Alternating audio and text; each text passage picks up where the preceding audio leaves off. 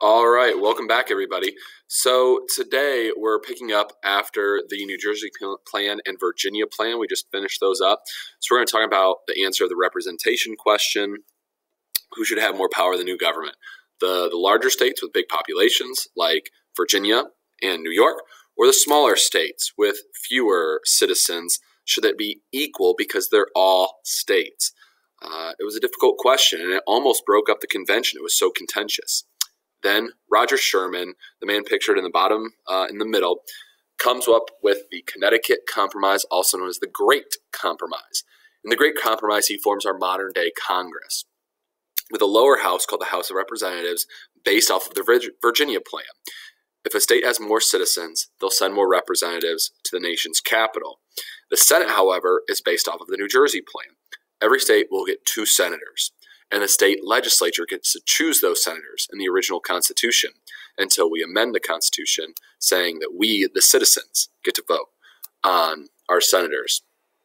So you have a part of our Congress that is entirely based on how big your state is, and a part of our Congress that is equal for every state, no matter how big or how small. This is a satisfactory compromise for both sides. Now let's go to some other difficult issues at the Constitutional Convention. One is the slavery question.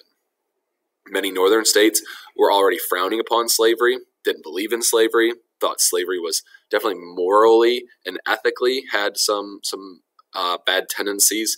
The Great Awakening plays a role in that a little bit as well. You don't want people owning other people and beating them and mistreating them and treating them as if they're property. So there are several compromises that the two sides make. Southern states want slaves to count towards citizens, ironically, even though they count them as property, so they can get more representatives into this new House of Representatives. Northern states argue, that may be opposed to slavery as a whole, would argue, well, if they're not citizens, they're not people, they're your property as you claim, why should we count them towards the population? Northern states wanting to reserve their power in the new House of Representatives.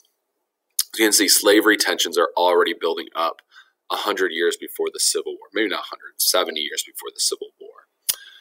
So here we are. The compromise they come to is the Three-Fifths Compromise, the notorious deal that between the northern and southern states where every slave would count as 3/5 of a person. So 3 out of every 5 slaves would count towards the population. This meant that they were not granted full citizenship. The idea that they were real people, they were only 3/5 of a person, but it also satisfies the southern states because it increases their representation drastically. Some states like South Carolina had as many slaves as free people living in their state. So this would drastically increase the number of representatives for the free people of that state. Now, there was another part of this compromise. The Fugitive Slave Clause, the Commerce and Slave Trade Compromise. If Congress has the power to regulate trade, that's really important. We don't want states imposing tariffs on each other and going into trade wars with each other like we had seen. Many Northerners wanted to ban the slave trade already. Almost everybody agreed the slave trade of kidnapping, capturing Africans, and importing them onto American shores was morally repugnant. It was bad. It was ugly. People died. It was the most brutal thing you could do to another human being, was the slave trade. So part of the agreement was that in 20 years, in 1808, the Congress could ban the slave trade, which we did. In 1808, the slave trade was banned under President Jefferson. Then they also agreed to a fugitive slave clause that essentially argued if a slave were to escape, they needed to be returned. So now we're at the Constitutional Convention. The final draft was approved by 38 of the 41 delegates. 9 of the 13 states had to ratify this new Constitution to make it official. Some would argue that was illegal because you needed all 13 states to amend the Articles of Confederation, but this new government, you only need 9 out of 13 states to make it official. So, and also Rhode Island never attended the Constitutional Convention. They never had any say on it. So who were the 3 men that did not sign the Declaration and argue that we don't have this right yet? One was Edmund Randolph, and he was still upset because James Madison hadn't presented the Virginia plan that got him berated and disgraced for the rest of the convention. Elbridge Gerry was another one who opposed the document because he thought that it had given too much power to a central government. And same thing with George Mason. George Mason is probably the most articulate of what we're about to refer to as the anti-federalists that thought the government was too powerful that they had just created.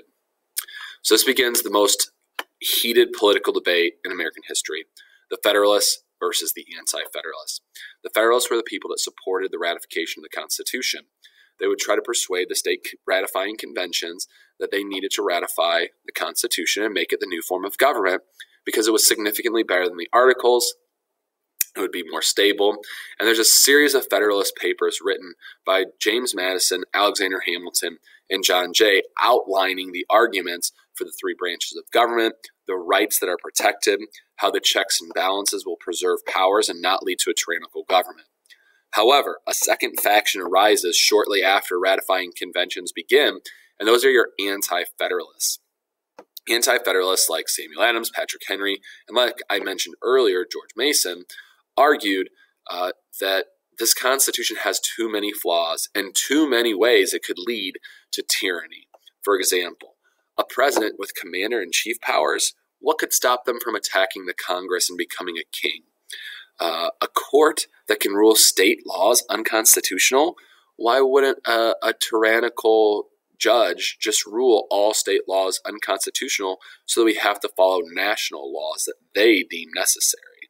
A Congress with the power to tax, but states are still going to have the power to tax? The citizens are going to be taxed to death. These are very common complaints.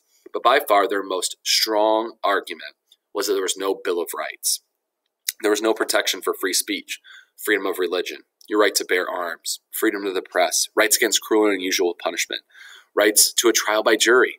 None of those things are protected in the body of the Constitution, which is why the Anti-Federalists believed we needed to add them. So the ratification of the Constitution, you have several states that quickly ratify, all right?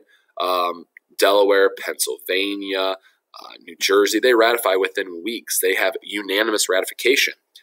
Then the Anti-Federalists start gaining some traction, and you have huge debates across the country. And the two states that you have to rely on to ratify it to make this a legitimate document are Virginia and New York. And Virginia and New York have passionate, heated, weeks-long debates until finally Virginia ratifies, and after Virginia, New York follows suit, gaining legitimacy for the new government. So the Federalists ultimately win out. But what do they have to do to win out? They grant that there will be a Bill of Rights under the first action of the new government. That's the compromise they make. Quick side note, Rhode Island is by far the last state to ratify, and they still barely ratify. They had a lot of people that wanted to become their own country. Why Rhode Island? Because they didn't have any say in writing the Constitution. They felt as the smallest state by far, they were losing the most power. So now we have the inauguration of our new government. Our new government, after Virginia and New York ratify, becomes legitimate. They hold elections. You have the first Congress that meets in 1789 in New York on Wall Street. Yes, that Wall Street where we have our New York Stock Exchange. By April, Congress had counted the electoral votes, and we had our first president of the United States and our first vice president, George Washington and John Adams. Our next unit will be covering the Constitution more in depth, and I look forward to explaining more about that. All right, that's it for Unit 1.